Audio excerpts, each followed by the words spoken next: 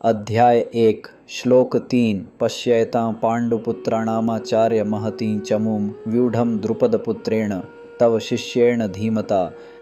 दुर्योधन ने द्रोणाचार्य से कहा, हे आचार्य, देखिए पांडुपुत्रों की इस विशाल सेना को, जिसे आपके ही बुद्धिमान शिष्य द्रुपद पुत्र धृष्टद्युम्न ने बड़े कौशल से व्यवस्थित किया है। इस श्लोक में दुर्योधन अपने गुरु द्रोणाचार्य से संवाद कर रहा है।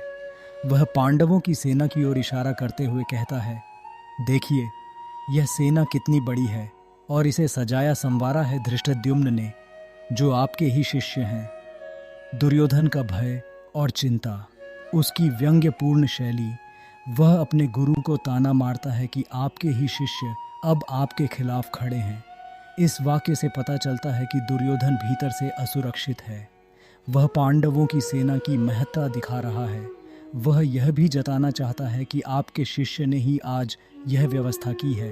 अब देखिए, यानी उसके भीतर ईर्ष्या और भय दोनों हैं। सोचिए, जब हमें कोई चुनौती मिलती है और उसमें कोई अपना परिचित व्यक्ति ही सामने खड़ा हो, तो डर और असुरक्षा और भी बढ़ जाती है।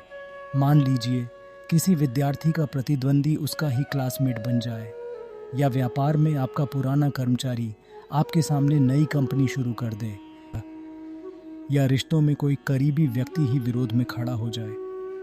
तब मन में यही सवाल उठता है, अरे ये तो मेरा ही जाना पहचाना है, अब यह मेरे सामने क्यों खड़ा है। दुर्योधन भी यही महसूस कर रहा था। धृष्टद्युम्न द्रोणाचार्य का शिष्य था, पर आज वही उनके गुरु के शिष्य पांडवों की सेना का सेनापति बनकर सामने खड़ा है। इस श्लोक में एक गहरा संदेश छिपा है। जीवन में हर शिष्य गुरु का नाम रोशन करता है, पर कभी कभी विरोध में भी खड़ा हो सकता है। गुरु को तटस्थ रहकर केवल धर्म का पक्ष लेना चाहिए। संबंधों से अधिक महत्वपूर्ण है धर्म और कर्तव्य। धृष्टद्युम्न ने अपने गुरु के प्रति व्यक्तिगत भाव से ऊपर उठकर धर्म के लिए युद्ध में पांडवों का साथ दिया। असुरक्षा मन को कमजोर बनाती है।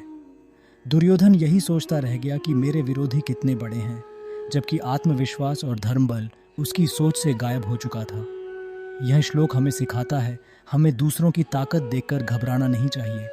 संबंधों और मोह से ऊपर उठकर धर्म और कर्तव्य का पालन करना चाहिए। यदि मन में भय है तो हम दूसरों की सफलता को व्यंग्य के रूप में देखेंगे।